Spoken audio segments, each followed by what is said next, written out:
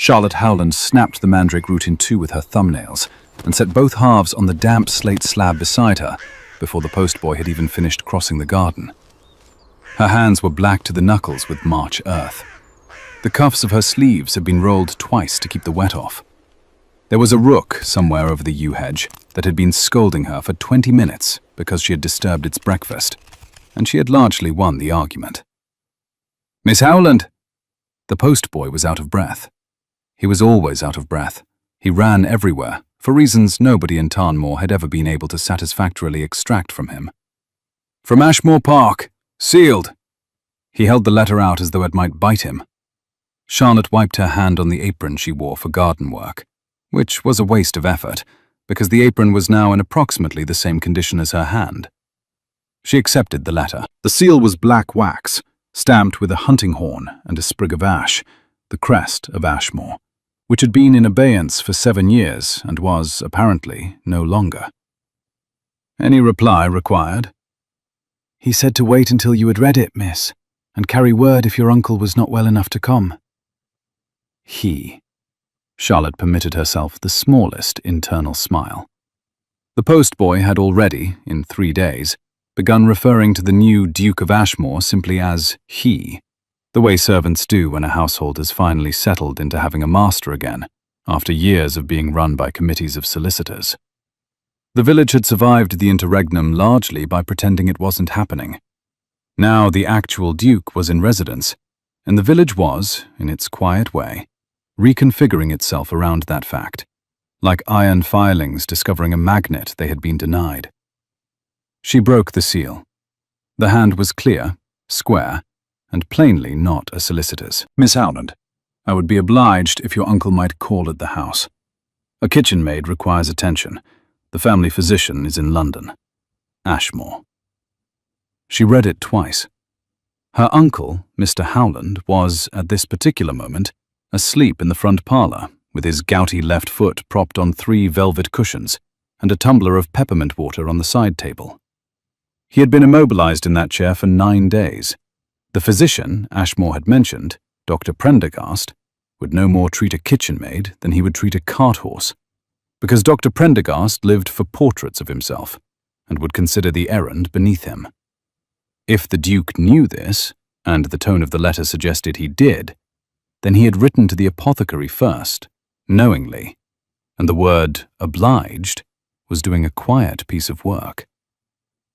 Charlotte folded the letter. "My uncle is confined to his chair with gout and will be for another fortnight, but a kitchen maid does not wait a fortnight." She looked up at the postboy. "Tell his grace I shall ride up this afternoon." The rook overhead said something sarcastic. "Yes," Charlotte said to the rook. "I know." She rode up to Ashmore Park on her uncle's black pony at 2:30, with the apothecary bag balanced across her lap and the smell of crushed comfrey leaves coming off her gloves so strongly that the pony had stopped trying to turn his head toward her, which he only ever did when he wanted to sneeze at something. The lime avenue had been cut back severely since Easter. Someone had taken the shears to it who understood that an avenue is meant to frame a house, not swallow it. Charlotte had not seen the lime avenue cut back properly in 7 years. The sight of it made something small and unexpected happen low in her chest, which she chose to attribute to the pony's pace. A groom she did not know took the pony's head at the courtyard. A young footman she did not know showed her up the north steps. She was led through 2 corridors she had been in as a child and 1 she had not, and then into a small flagged room off the kitchen passage, where a kitchen maid of perhaps 16 sat on a stool with her arms wrapped around her ribs and coughed like a saw going through green wood. "Mary!" The voice came from behind Charlotte, low, measured, warm in a way that was not performed. "Miss Howland has ridden from the village. Answer her questions honestly, and do not be afraid if she wants to listen to your chest with that wooden tube." Charlotte turned. The new Duke of Ashmore was standing in the doorway with his coat over one arm, as though he had been engaged in something practical and had only just been told she was here. He was perhaps 30, tall, dark hair cropped close. a sun-weathered face that had been in climates harsher than Kent, a grave mouth and unexpectedly warm grey eyes, currently fixed on the maid, not on Charlotte.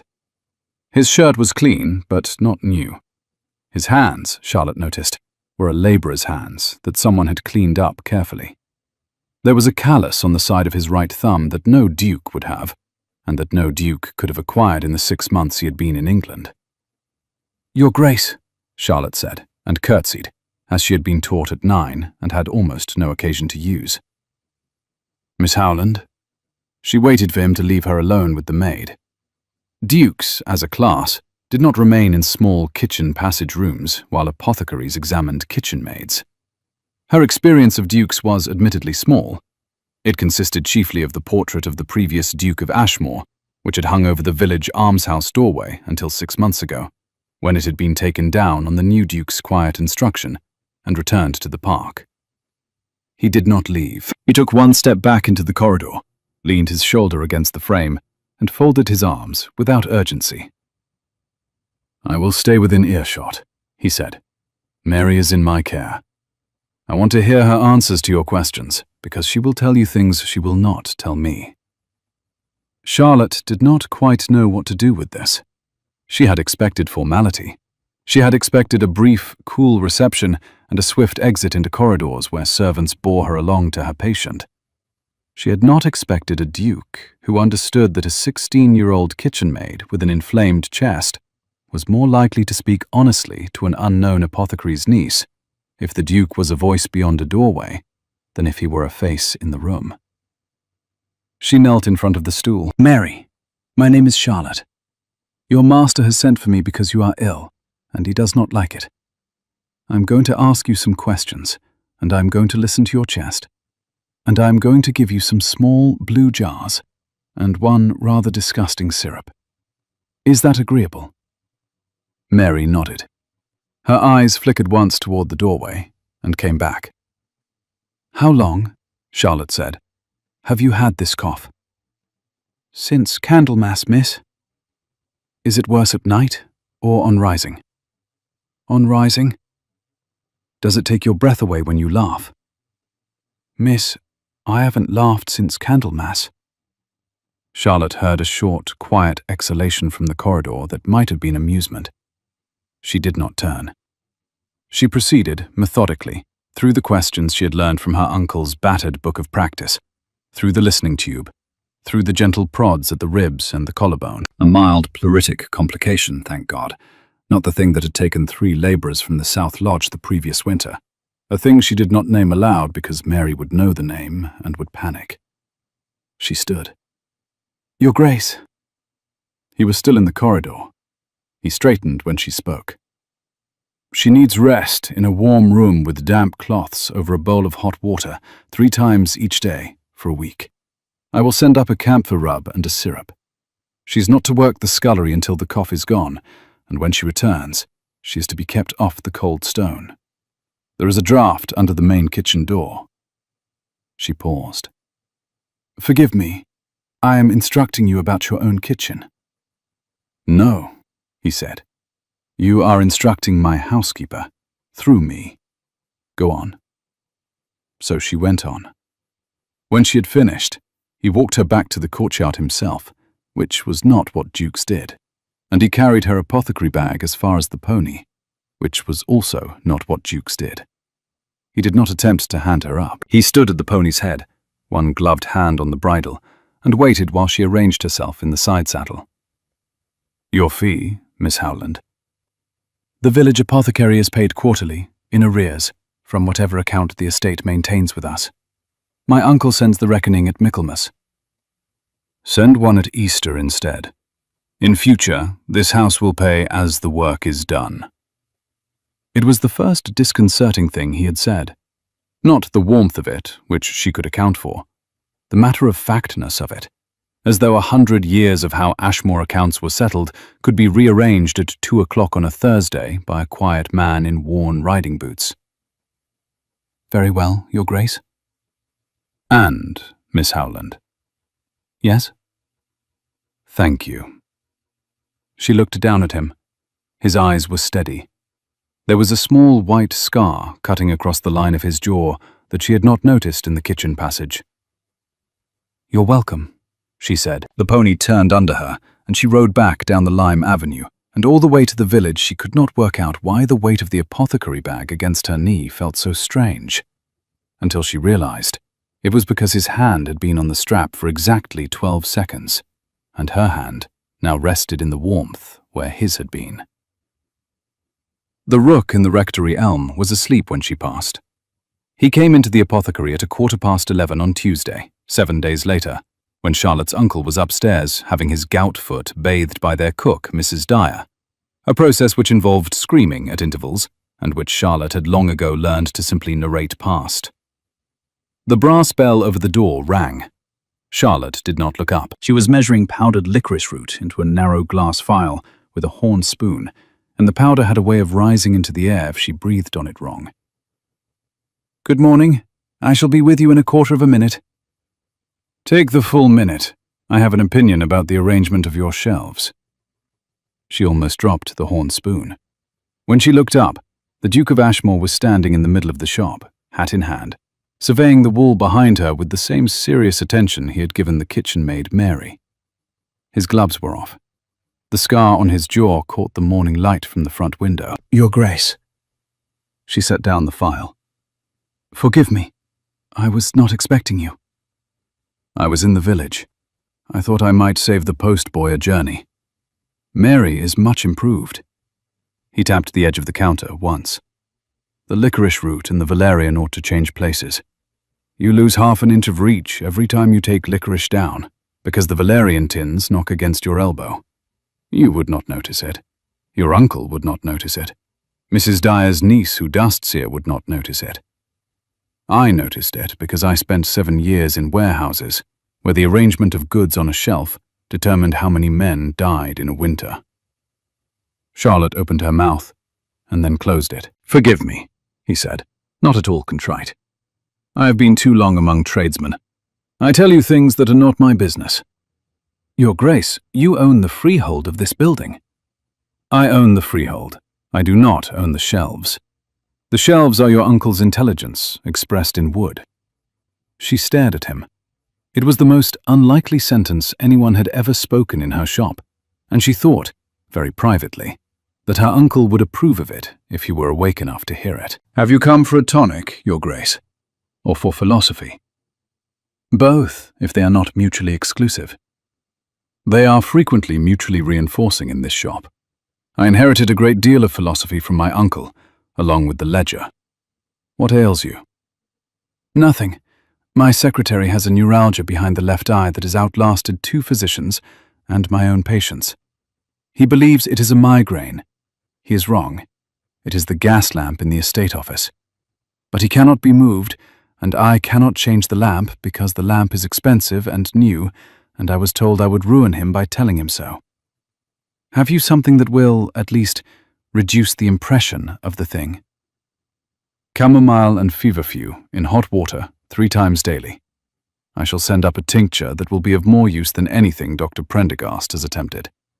Shall I send it with the next errand, or would you prefer to take it now?" "I shall take it now." She turned to the shelves, and as she measured, she was aware of him moving through the shop, not touching anything, hands behind his back, looking at jars and labels with the attention of a man reading a book. He stopped at a small green linen pouch on a shelf above the door, the last of her uncle's travel pouches, unsold since the war, and his hand lifted and hovered briefly toward it, and then returned to his back. "My uncle makes those," Charlotte said without turning. "Travel pouches. Dried herbs for the road, a twist of willow bark for pain, a flint." "Are they useful?" "Much more than they look. I stitched them when I was 16, and they sold very badly, because the sort of men who go to Spain with the army do not shop in a Kentish village. There is a basket of them in the back, unopened since 2009. "Have you sold any?" 3. 1 to a tinker, 1 to an elderly clergyman going to visit his sister in the north, and 1 to a vagrant man in a storm 3 years ago who could not pay me and tried to leave a half-sovereign on the counter, which I refused. She turned then, with the tincture bottle in her hand, and she thought she caught something in the Duke's face before he composed it. A stilling of the eyes, a very small reorganization of the mouth.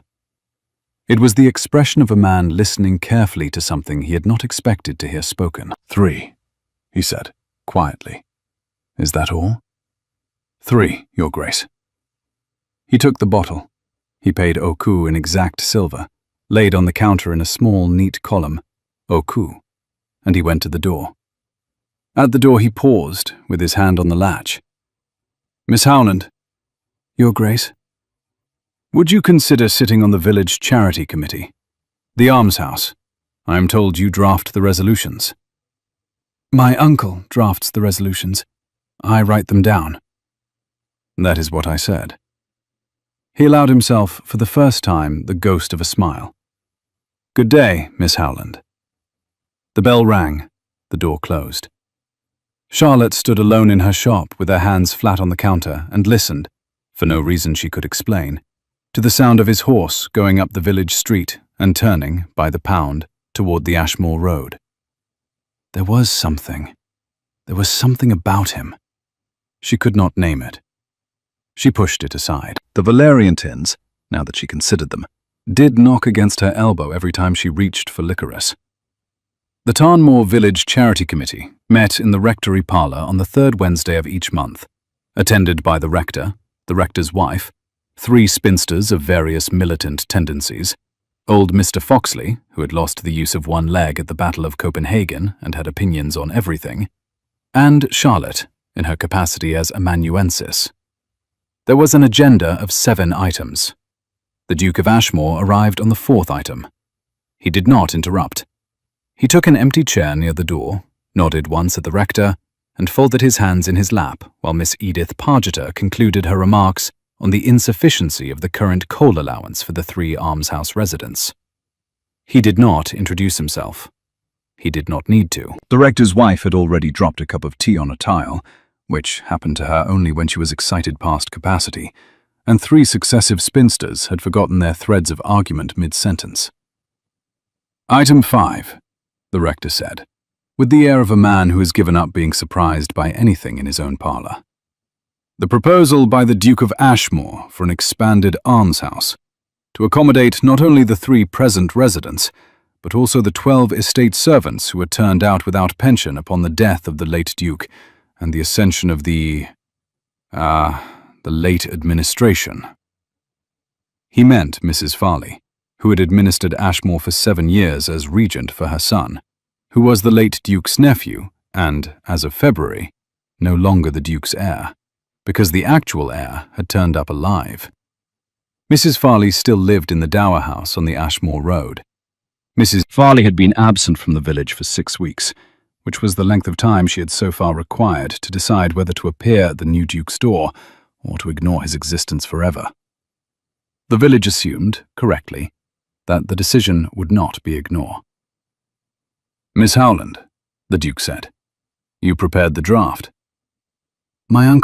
Your uncle has dictated a list of names. You have structured it into a proposal. There is a difference. She flushed. She hated flushing. She had been trying to unlearn it since she was 14. Very well. The almshouse, as it stands, accommodates 3 elderly persons, Mrs. Clegg, Mr. Sprague, and old Jemima. The 12 persons turned out by the late administration include 2 head grooms, John Mercer and Daniel Oakshott, 4 stable hands, Peter Larkin, Samuel Ives, Amos Pullen, and Billy Hoskin, 2 gardeners, Ned Plumstead and old Mr. Wither, a laundress, Mrs. Verity Dowd, a housemaid, Anne Starling, a page, Jem Rowe, and the boot boy, Tommy Larkin, who is Peter Larkin's son. 4 of these have died since their removal. 8 remain. 6 of the 8 are resident with family in the village. 2 are known to be destitute. The Duke did not speak during this list. He did not seem to breathe during it either. Thank you, Miss Howland. His voice was even. Would you add to the list Mrs. Clemens, who was the under-housekeeper? She was turned out in January of the year in question, earlier than the others, on a pretext. She is resident with her sister in Rochester and can be reached through the curate at St. Jude's. Charlotte set down her pen.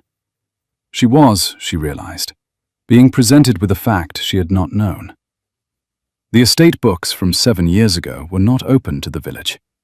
Whatever knowledge the Duke had of the 13 turned-out servants of Ashmore had not come from any document the rectory had ever seen. She added the name. Her hand, she noted, was steady. "Your Grace," said old Mr. Foxley in his bugle of a voice, "how does a man only 6 months returned to England know the name of the under-housekeeper turned out of Ashmore 7 years ago?" The rector winced. The rector's wife poured a cup of tea that no one had asked for. 3 spinsters held their breath. The Duke did not flinch. "I've spent the last 6 months, Mr. Foxley, accumulating exactly that sort of knowledge. Every person turned out of Ashmore during the administration of my cousin's mother is on a list in my study, along with their address, their condition, and such redress as I've been able to offer them. The list is not, at present, public. It will be public by Michaelmas." The room stilled. "I am not making a speech," the Duke added evenly. "I am answering Mr. Foxley's question." "Quite right," said Mr. Foxley in the same bugle, but gentler. "Quite right." When the committee rose at 4:30, the Duke crossed the parlour and stopped in front of Charlotte. She had been assembling her papers. "Miss Howland." "Your Grace." "I would like to commission an additional piece of work, if you will consent. A physical survey of the present almshouse. The state of the roof, the coal store, the bedding, the drains, the chimneys. I require a woman's assessment as well as a builder's. If you can walk through the house with my steward on any morning next week, the honorarium will go to the apothecary account." "I will do it on Monday." "Thank you." He was already turning away when she spoke. "Your Grace." "Yes, Miss Howland." "How did you take the fact of them, the 4 who died?" He did not answer at once. He looked at the fire in the rectory grate. "I received the list in Lisbon last September by packet. I read it in the office of my agent. I then walked down to the quay and sat on a bollard for 2 hours. That is how I took it." He bowed to the rector's wife, to the spinsters, to Mr. Foxley. He took his hat and left. The rectory parlour remained silent for perhaps a full minute. Miss Pargeter, who was the fiercest of the spinsters, spoke first. "Well, I suppose the interregnum is over." "It has been over for 6 months," Charlotte said quietly, and she did not know, as she said it, why her voice was not quite under her control. On Monday, she walked through the almshouse with his steward. On Wednesday, she delivered a written report to the estate office. On Friday, she was asked to return for a detailed conference on the roof. On Friday, the Duke of Ashmore was present. They sat across a table in his library, with the almshouse plans spread between them, and for an hour they went point by point. He was not condescending. He did not pretend to defer to her on matters where he knew more. He did not pretend to know more on matters where she knew more. It was the strangest working conversation of her life. And halfway through it, she realized that she had not noticed the half-hour passing, which had not happened to her in the professional practice of her life since she was 19. At 11:30, a maid brought tea. The Duke took the cup she poured for him and set it down without drinking, and said, without looking up from the drainage diagram, "No sugar, thank you, Miss Howland." She had already not put sugar in it. She had not asked him, and she had not put sugar in it, and she did not know until this moment that she had made the decision. Her hand, on the teapot, stilled for a half-second. She recovered before he noticed. The conference went on. When it ended, and she was shown down to the courtyard by a footman, she walked through the hall, and she was stopped short, for no reason she could name, by the realization that the smell of the west corridor, the one you passed to reach the library, was not the smell of beeswax and turpentine, as one would expect of a great house opened 6 months ago after 7 years of neglect.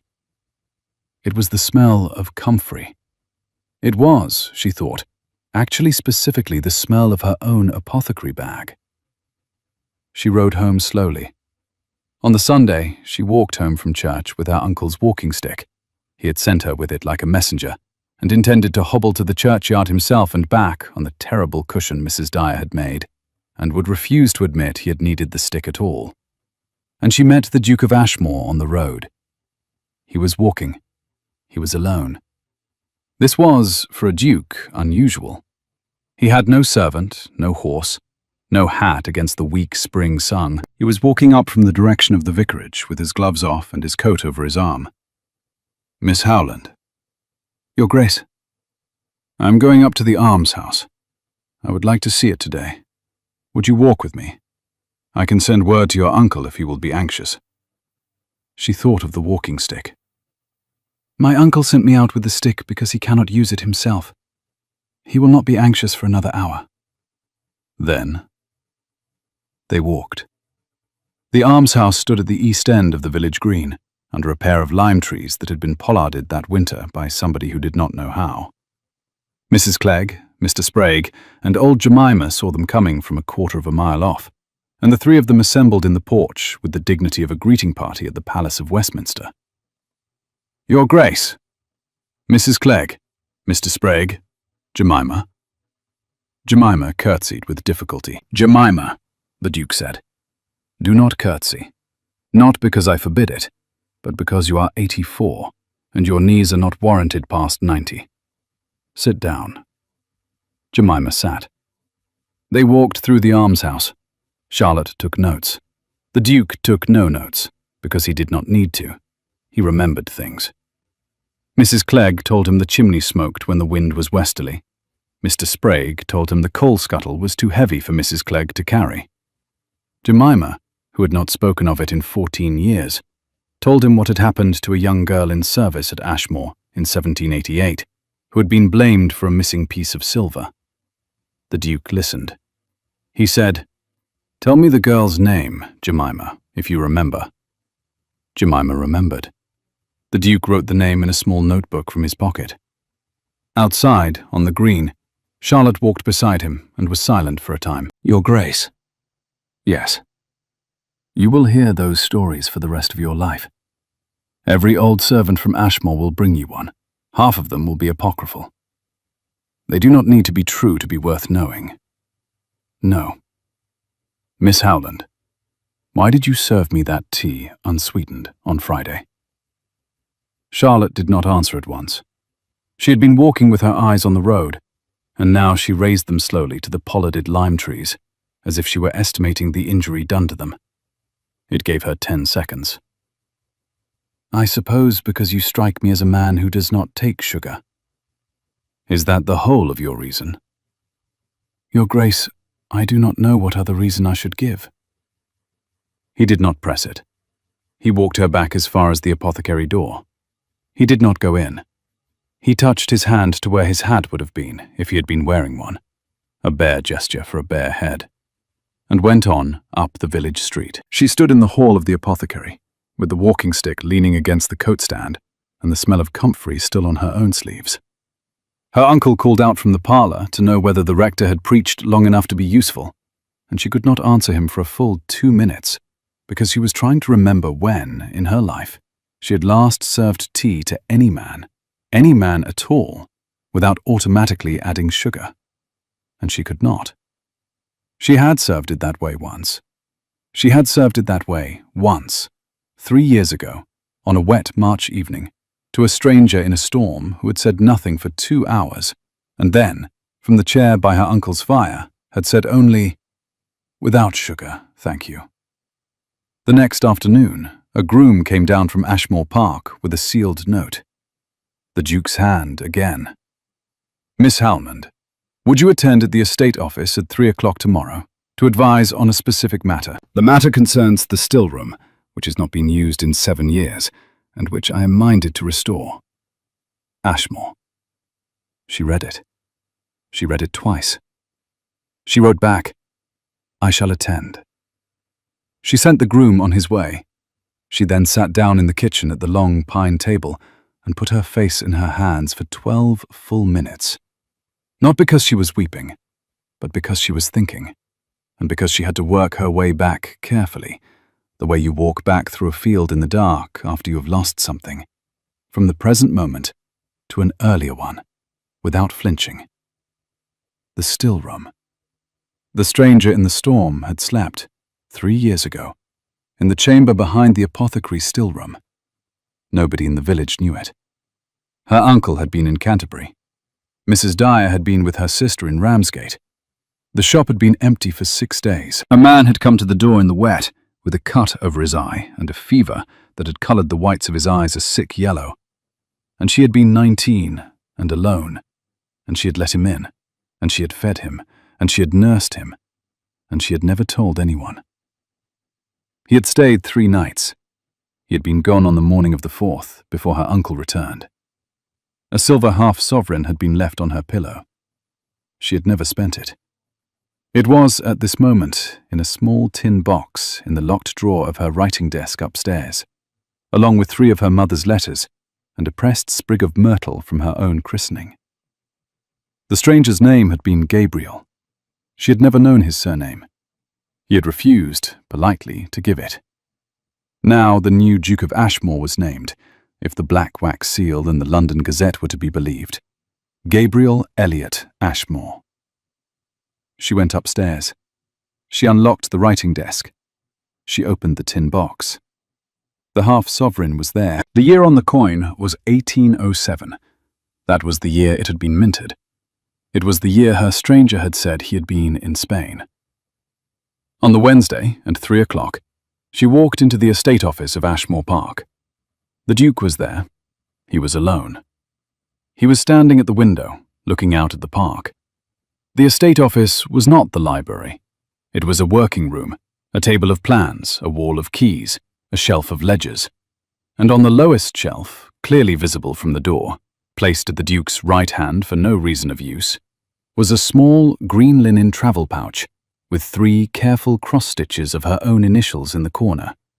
C.H. She closed the door behind her. "Your Grace?" He turned. He saw her face. He saw the colour of it. He saw what she had come to say before she said it. "Miss Howland." "You are him." He did not, at first, answer. "You are the man who came to the apothecary in March of 2009, in a storm, with a cut above your eye and a fever, and no name but Gabriel." "Yes." "You are that man." "I am." She did not raise her voice. She had not, since the age of 7, raised her voice.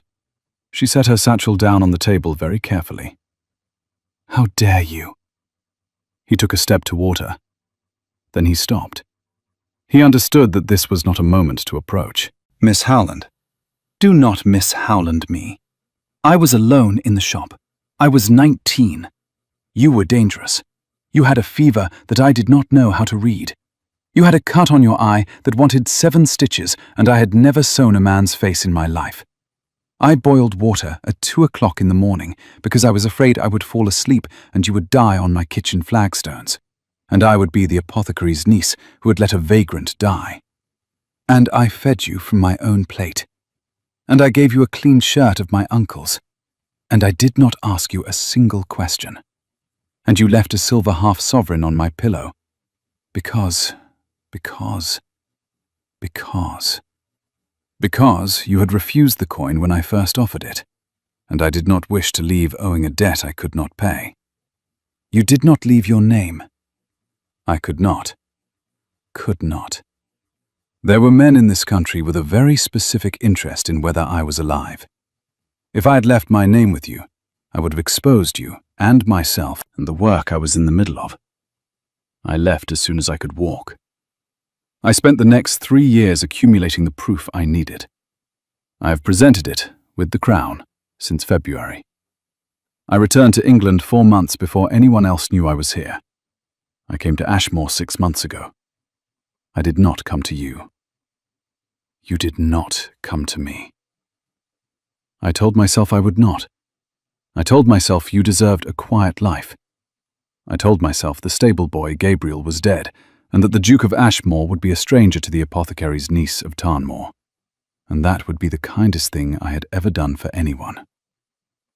And then your uncle had the gout, and I wrote to the apothecary and received, by return, a note in a hand I had not seen in 3 years, and I could not pretend any longer that I would be content never to see you.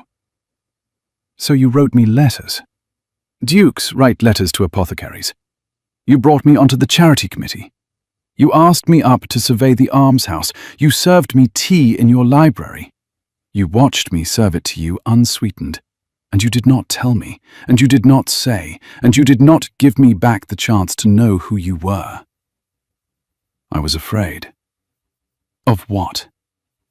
That you would look at me across the library table, and you would see a duke, and you would not see the stranger, and that the stranger, whom you had kept alive, would be gone, and that I would deserve it. She did not move. She did not speak. She stood in the estate office of Ashmore Park with her satchel on the table between them, and her breath coming short. Your Grace. Do not that now. Gabriel. He closed his eyes once, a single slow blink, and opened them. Yes, Charlotte. You should have told me the first day. I know. I do not forgive you today. I know. I do not know whether I will forgive you tomorrow. I understand. She picked up her satchel. She walked past him, and she stopped with her hand on the door. I am going home. I am going to walk down that lime avenue, and I am going to go home. And I am going to lock the door of my own still room behind me, and I am going to sit there for exactly 1 hour. And I am not going to cry. I am going to think. At the end of that hour, I will write you 1 letter. You will read it in this room, at that table, alone. I will not know what you write back to me until you send it. Is that understood? Yes. And Gabriel? Yes, Charlotte. Do not come to the apothecary. Not tomorrow, not the next day. Write. I will write. She left. She walked home. She did not cry. She locked the door of the still room behind her, and she sat at the small deal table where she had, 3 years earlier, boiled water for a stranger at 2 o'clock in the morning. She sat for 1 hour and 6 minutes. At the end of it, she took a clean sheet of paper and wrote 2 paragraphs in her own steady hand. She sealed the letter, and she gave it to the postboy at dusk. The letter, which the Duke of Ashmore received at 6:45 and read standing at the window of his estate office, contained 2 paragraphs. The first named the 3 conditions under which Charlotte Howland would consent to continue her professional relationship with Ashmore Park. The second named the 1 condition under which she would consent to continue any other kind of relationship with the man who had written to her from Lisbon once, without signature, at Michaelmas, 1810. A letter she had never expected to see acknowledged, and had never mentioned to anyone. He sat down in his chair. He read the letter again. He wrote his reply on a clean sheet in the same clear, square hand. He sent it down with the groom before dinner. Charlotte read it by the fire in her uncle's parlour, with her uncle asleep again over the Gazette, and Mrs. Dyer in the kitchen making leek broth, and the coals settling in the grate. The fire gave a small spit and a sigh. She folded the letter into quarters. She put it in the tin box with the half-sovereign. Very well. The almshouse work took 4 weeks. The spring advanced. Hedgerows came into leaf. The Duke and the apothecary's niece were seen often together, always in the company of the steward, the rector, a committee, a maid, a footman, a village elder, a sick child. Never alone. Charlotte had set the condition. The Duke had accepted it. Neither of them broke it. They worked. They disagreed amicably about whether the roof could be thatched again or must be slated. It must be slated. Slating won. The village, watching, noted that the new Duke could lose an argument in public to a 24-year-old apothecary's niece, and seemed neither diminished nor surprised by the experience. They argued at length about whether the stables should be rebuilt for the returning grooms. They should be. Stables won. They drew up a list, with the rector, of the 8 living displaced servants and sent out the invitation to return. Mrs. Clemens, the under-housekeeper, came back from Rochester on the second Friday. John Mercer, the head groom, came back on the Saturday. Tommy Larkin, the boot boy, arrived on Sunday morning and wept behind the stable block because his father, Peter Larkin, had been buried at Beaconsfield in November and had not lived to see the summons. Charlotte watched the Duke in these 4 weeks, as she had not watched him before. She watched him give instructions to a carpenter with the exact tone of a man who knew the difference between the cheaper joint and the cheaper excuse for a joint. She watched him dress down his own estate manager in front of her for having kept Mrs. Clegg in a chimney-smoking room for 3 weeks after the condition had first been reported. She watched him listen to Jemima, the 84-year-old almswoman, for 40 minutes about a soldier who had come through Tarnmoor in 1788 and never came back. And she watched him take down the soldier's name and promise, in the hearing of everyone in the almshouse parlour, that he would find the regimental record. She watched him, and she catalogued what she watched, and she did not speak to him alone. On the Thursday of the 4th week, when the slates had gone up, and the new door had been hung, and the stables were in frame, the Duke invited, through his secretary, the entire village and the entire resident household at Ashmore Park to a ball on the Saturday following. The invitation was not formal. It was practical. The new Duke was to be introduced, properly, to the county. The displaced servants were to be reinstated, publicly. Anyone who had a grievance with the administration of the estate during the interregnum was invited to state it, in a small room with the rector as witness, between the 3rd and 5th hours of the evening, before the dancing began. Mrs. Serena Farley arrived, uninvited, at 8 o'clock. She came in a carriage with her son Hugh. She was dressed in pale grey silk, which was what she wore when she meant to be unassailable. Her son was 26 and unpleasant. The two of them stepped down at the south door of Ashmore and presented themselves as having been, of course, invited, and the footman, who had had no instructions otherwise, admitted them. Charlotte saw her from across the ballroom. Charlotte had come in a simple cream silk her aunt had sent her from Bath. She had pearls from her mother. She was standing by the lime green curtain with Miss Pargeter, the militant spinster, who had been, against her own principles, enjoying herself thoroughly. Miss Pargeter said, quietly, "She has come to burn the house down. She has come to try." Mrs. Farley moved through the ballroom with the air of a woman taking a census of a property she was about to repossess. She stopped, deliberately, in front of the Duke, who had been speaking with the rector and with Mr. Foxley. "Your Grace." "Mrs. Farley?" "I had not expected to be invited." "You were not." A small silence. Mr. Foxley, the one-legged veteran, shifted his weight onto his good leg and looked deeply interested. "I have come, nonetheless," said Mrs. Farley, "to make a short address to the assembled company. I think you will agree I have earned the hearing." "I will agree to nothing of the sort. But you may speak. I will not silence a woman at my own ball, whatever the provocation." "Thank you, Your Grace."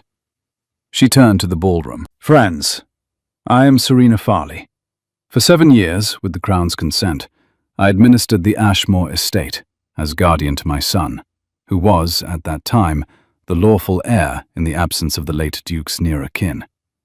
6 months ago, a man arrived in London claiming to be the nearer kin. He has produced, I will concede, a great deal of paper. Paper is the easiest thing in the world to produce.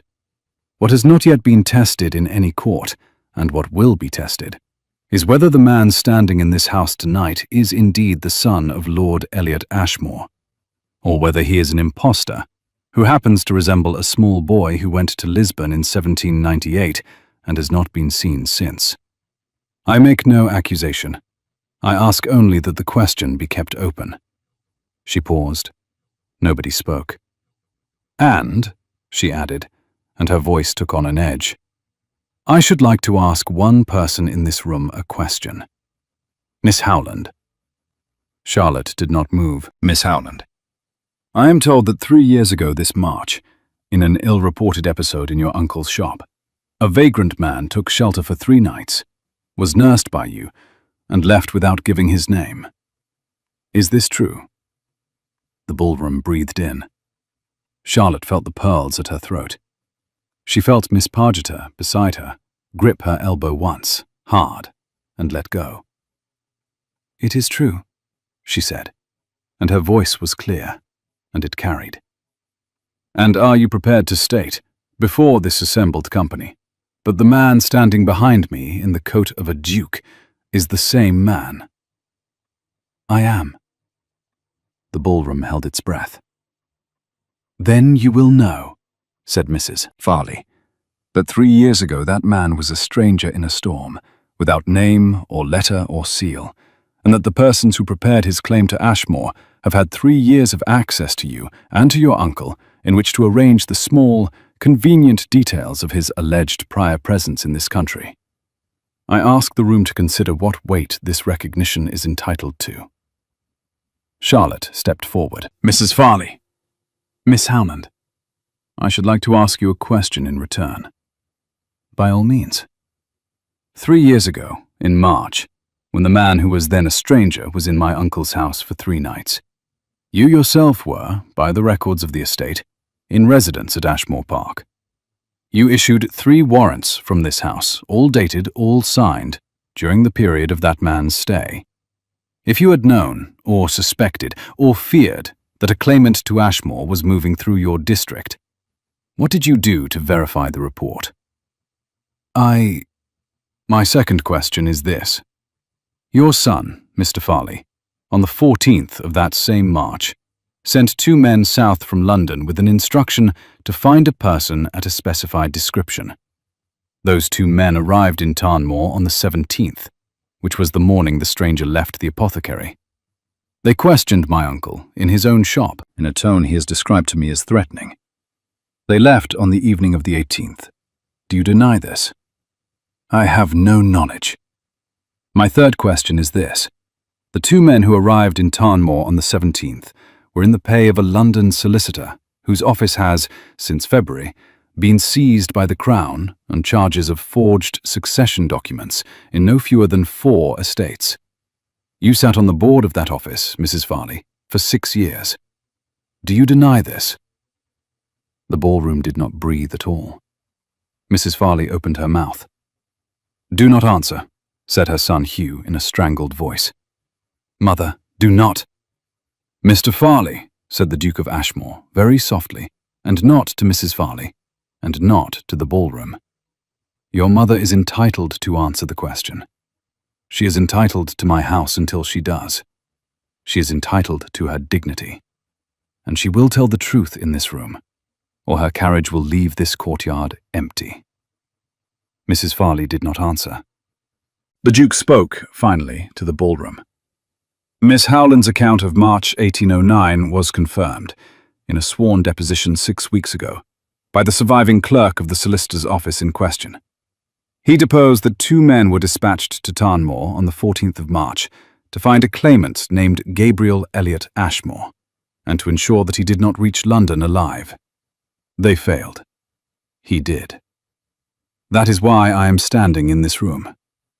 Miss Howland was, on the night of the 16th of March, the only person in the county of Kent who knew that I was alive. And she did not know she knew.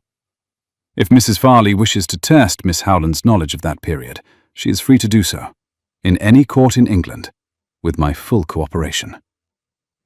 The room did not move. The music, the Duke said, may continue. It did. Mrs. Farley and her son left at 9:15. They did not return to the Dower House. They went to Rochester. 2 months later, Hugh Farley was indicted for conspiracy to forge a succession document. Mrs. Farley was not indicted because she had not, in the end, forged anything herself. She retired to Cheltenham, where she lived quietly for 11 years and never returned to Kent. An hour later, Charlotte stepped out onto the terrace. The night was cool. The gardens below the terrace were full of the smell of hawthorn in flower and of cut lawn, and of something hidden somewhere that was a wisteria coming into its prime. The ballroom blazed yellow behind her. She stood with her hands on the stone balustrade and tried to slow her breathing, which had not slowed since she had walked forward in the crowded room. The terrace door opened and closed. He came and stood beside her. He did not touch her. He did not speak for a moment. He put his hands on the same balustrade, 2 feet from hers, and watched the garden. Charlotte. Gabriel. You named 3 things in that room tonight that I had not given you. Your Grace. She almost smiled. I am an apothecary's niece. I have kept a ledger since I was 17. I know how to read a warrant and a dispatch receipt as well as I know how to read a prescription. You forget that. I did not forget. I underestimated. You are forgiven for that specific mistake only. Only that one. Only that one. He was silent. The ballroom inside played, faintly, a quadrille. The musicians had been told, apparently, to proceed as though nothing had occurred. Charlotte. Yes. Tonight, in that room, when Mrs. Farley named your apothecary and your village and you, I would have raised my hand against her. I would have done it before you did. I stopped only because you were quicker. I know. And when you stopped her, I do not know how to explain to you what I felt. The only word for it that I have, after 6 months of trying, is the word you made me afraid to say. Say the word, Gabriel. No, not tonight. Not on the terrace of the house I have just asked you to walk into. I will say it when I have earned the right to say it, in a room that is not borrowed, at a table that is not theatre, in front of no one. I ask you only to wait. I will wait. And, Charlotte. Yes. I should like, with your consent, to touch your hand. She did not answer with words. She moved her hand, 2 inches, until the edge of her palm met the edge of his on the cold stone. They stood like that for a minute. Then another. The wisteria below breathed once, warmly, in the dark. Come inside, she said finally. You are the master of the house. Miss Pargeter will have the rector's wife insensible if you do not return within 10 minutes. I shall come in 3. 3. 3. He touched with his thumb the edge of her smallest finger. He left. She stood alone on the terrace, and for the first time in 3 years, she wept, quietly, briefly, and without distress, for the stranger she had fed in a storm in 1809, and for the Duke who had returned. In the fortnight that followed, they were not alone. They worked. They were in parlours, in village committees, at the almshouse opening, at a christening Charlotte had agreed to stand godmother for, at a Sunday service where the Duke sat in the Ashmore pew for the first time in 23 years, and the rector was so overcome he misread the second lesson. On the Wednesday of the second week, a groom arrived at the apothecary at 2 o'clock in the afternoon with a folded note and a small, unornamented box. Miss Halmond, I require your presence at the still room of Ashmore Park at 4 o'clock this afternoon. The matter is not medical. Ashmore. Charlotte read it. She put the box, unopened, on the counter. She looked at it for a long time. At 4 o'clock she was shown, not to the estate office, not to the library, not to the ballroom, but along the west corridor of Ashmore Park, and through a plain oak door, and down 3 stone steps into a room she had never seen in her life. The still room of Ashmore Park had been, 7 years ago, a beautiful, small working room with copper alembics and drying racks and a slate slab table. It had not been touched in 7 years. The copper had been polished, the slate had been washed, the drying racks had been scrubbed and rehung.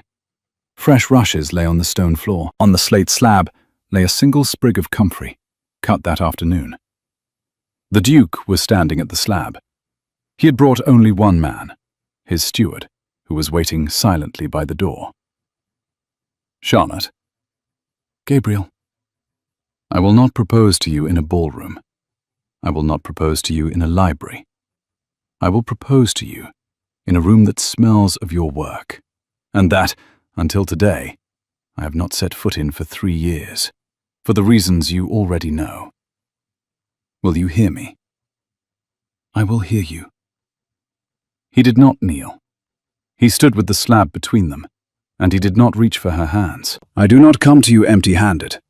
I come with a house, and a name, and an income, and 29 displaced servants restored, and a cousin in prison, and a mother-in-law who will not trouble us. I come with 3 years of a secret I have told no one. I come with a knowledge of the shelves of an apothecary shop in a Kentish village that I have carried with me through 2 continents. I come with every small thing I remember about you from 3 nights in March of 1809, which I have not shared with any man, because they were the property of a stranger, and I have only now come to believe I am entitled to offer them to you again, as myself. Name 1. You hum when you measure tinctures. You do not know you hum. It is a very small humming. It is in the key of E minor. Gabriel. You refused a silver half-sovereign on a counter in March 1809, because you would not accept payment for what you regarded as common decency. You kept the coin when I left it on your pillow because, I think, you already understood that I could not have left without leaving something, and that my dignity needed you to keep it. I was correct, I believe. I should like to know whether the coin is still in your possession. It is. Then I should like to ask you to marry me. I should like to name 3 conditions that I am prepared to accept in advance. Name them. 1. You will not leave the apothecary. You will continue to work with your uncle, and, when he can no longer, you will work alone, and I will not object, and I will not blush for it in any drawing room in London, because the woman I am marrying is an apothecary, and I will not pretend otherwise. 2. The still room at Ashmore will be yours. Nobody will use it but you and those you bring in. 3. The half-sovereign will remain yours. I will not ask for it back. It was, and remains, a small silver promise from a stranger who did not know, at the time, that he was promising anything. She did not answer for a moment. Your conditions are acceptable, Your Grace. Will you add any of your own? 2. 1. You will not write to me, on our wedding day, a letter in which you try to explain anything at all. You will come to me, and you will say the word you did not say on the terrace. I will. 2. You will not, in the whole of your life, tell any person in this county that the man who slept in my uncle's still room in March 1809 was you. That knowledge is mine. I earned it. I do not share it. It is yours. Then yes, Gabriel. Yes. Yes. He stepped around the slate slab. He did not kiss her. He took her hands in both of his, and he held them, and he bowed his head to them, and he stood that way for perhaps 30 seconds. When he lifted his head, he said, very quietly, "Thank you. You're welcome." The steward by the door, who had not moved and had not spoken, and was a man of great personal tact, coughed once into his glove. They married in the Tarnmoor Parish Church on a bright Thursday in early June, at 10:30 in the morning. Mr. Howland walked his niece up the aisle on the walking stick she had carried home for him, and he complained about it for 20 minutes afterwards, and he would have gone on complaining if his sister-in-law had not put a piece of wedding cake in his hand. The rector read the service at a decent pace. The entire village was present. Jemima, the almswoman, sat in the front pew on a cushion provided for the occasion, and wept steadily throughout. And when the Duke was asked whether he would take this woman to be his wedded wife, he said, "I will," in a voice everyone could hear, and several people had not heard him use before, and the church, for a single instant, was absolutely silent.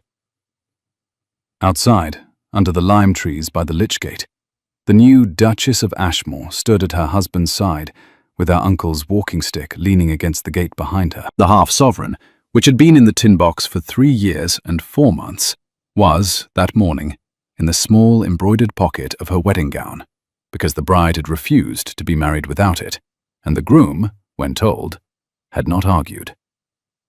6 months later, on a cold, bright October morning, Charlotte rode the black pony up the Lime Avenue with her apothecary bag across her lap, because the almshouse had sent word that Jemima was in a bad way with her chest, and the Duchess of Ashmore would not have heard of anyone going in her place. Her husband was standing at the courtyard when she arrived. He had been supervising the final stones of the rebuilt stable, which had been completed, at last, that morning. He lifted her down himself. He did not speak. He took her bag in one hand and walked her into the house through the kitchen passage and along the west corridor to the still room, which she used now, 3 mornings a week, as her working space. On the slate slab was a small green linen pouch she had stitched at 16, still with her initials in the corner, which she had never sold. On top of the pouch was the silver half-sovereign, minted 1807. Beside the half-sovereign was a second coin, identical, which the Duke had, that summer, found in a London shop in Bishopsgate, where he had been looking specifically for one. The year on the second coin was 1812, the year they had married. "Your Grace," Charlotte said. "Your Grace," he returned, gravely.